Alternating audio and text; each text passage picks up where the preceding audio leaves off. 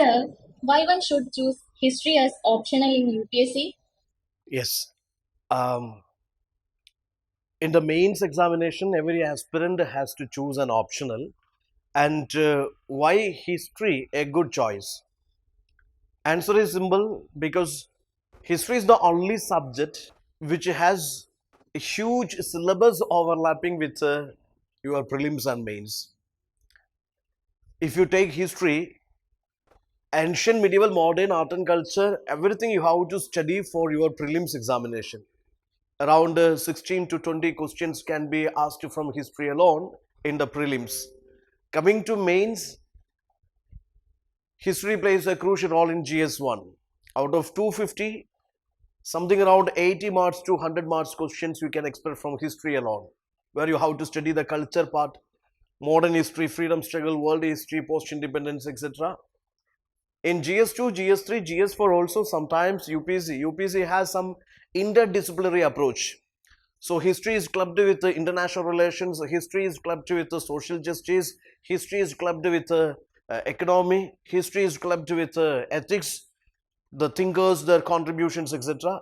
So history is such a subject, it has a good coverage in prelims, mains, and it overlaps with your GS syllabus. That is one of the biggest reason why history as an optional is a good choice, because you can optimize or you can save your time when you prepare history, because simultaneously you are preparing for your GS also.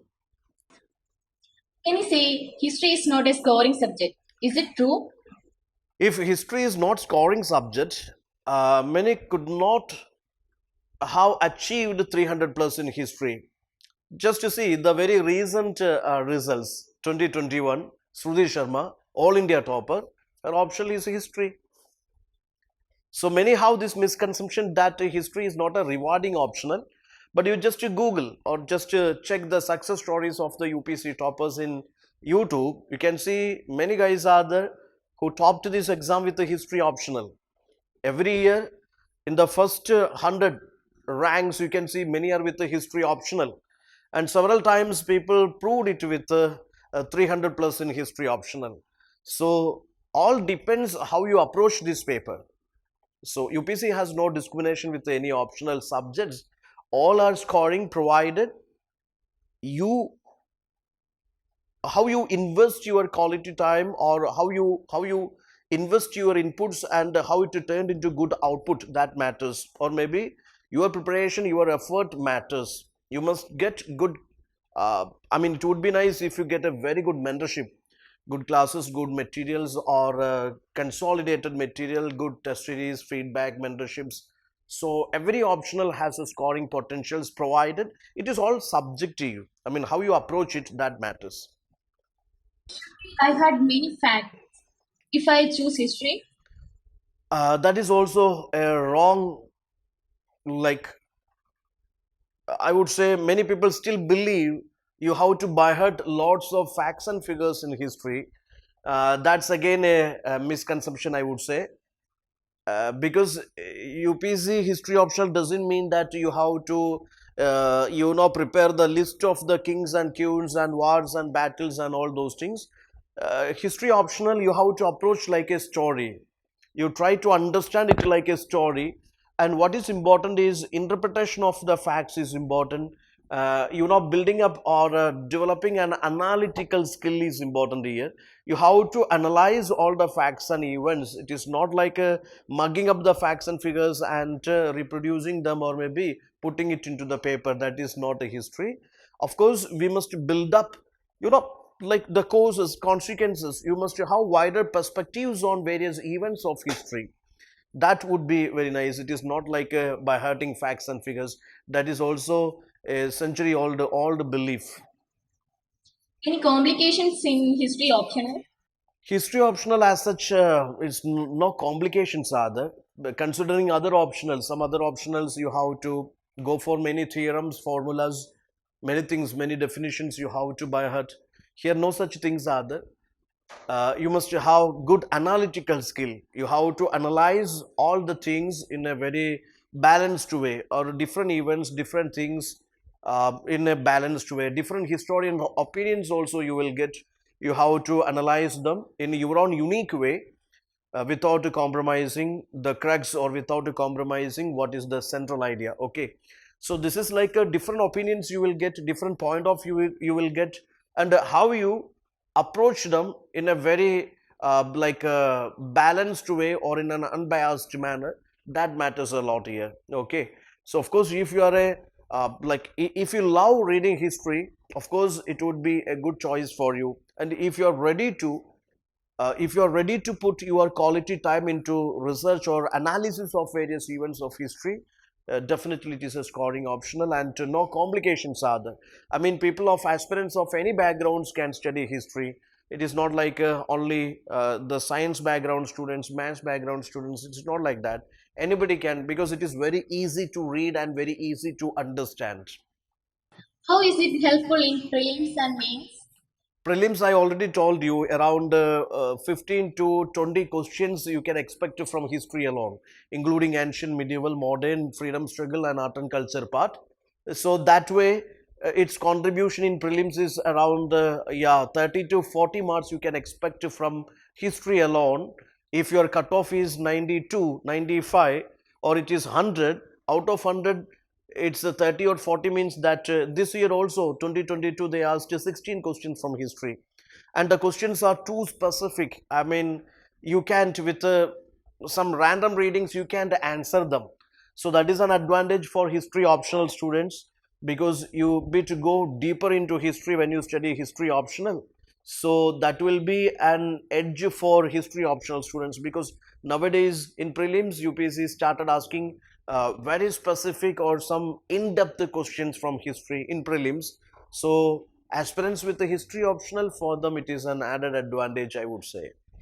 And mains, I told you, like in GS1, 80 marks to 100 marks, something around that you can expect from history alone. Similar way, without knowing the historical perspectives of international relations, it is quite impossible to frame a good answer. Or for understanding the current dynamic developments in the international relations or the current geopolitical scenario, you must have good historical perspective, historical knowledge about various developments in the geopolitics of the world. So for learning IR very well, or for understanding the social justice, or understanding governance or constitution, you know that the structural part of the constitution is borrowed from Government of India Act 1935. A good analysis of this British colonial constitutional reforms is very much essential to understand the current polity, governance, constitution, etc. Similar way, coming to economy, you study the land reforms or maybe inclusive growth, economic development, so many things you study there, for which also a good historical knowledge or understanding this, I mean, economic history, that will help you a lot. Similar way, coming to ethics, you have to study many philosophers, many thinkers or leaders and their ideas, ideologies. For understanding that too, you have to cover history. Many things you learn from world history and Indian history and from past also. So I would say in prelims and mains, definitely history contributes a lot. On what conditions I should choose history as optional? Yeah, condition is, let me tell you one thing, you can choose any optional, provided you have passion for that subject. Similar way, coming to history, I would say that because of the reason somebody scored 300 plus in this optional, you choose that one. That is not a criteria to select an optional. I would say go to UPC website, go for all optional subjects, their syllabus, previous year's questions. Just go for the syllabus and previous year's questions. And also just to check your basic instinct. You may have love for some subject. You may feel that this subject, I am too passionate about this particular subject. Or maybe you may have some backgrounds in certain subjects and you like it too much. So I would say, if the subject, to you the subject is not boring, you feel it is very lovable subject, it is very for you it is like an easy subject or a very passionate subject, you feel passionate to learn that subject and you find it not boring, then you can choose history. Rest of the things doesn't matter. because UPC has no criteria like this scoring optional, less scoring optional, no such criteria. Generally depends on what are the inputs you invest into that, or how you approach that particular optional. So optional and optional scoring is always subjective. There is no certain universal laws or rules for scoring an optional. I mean, if you write like others, no use at all.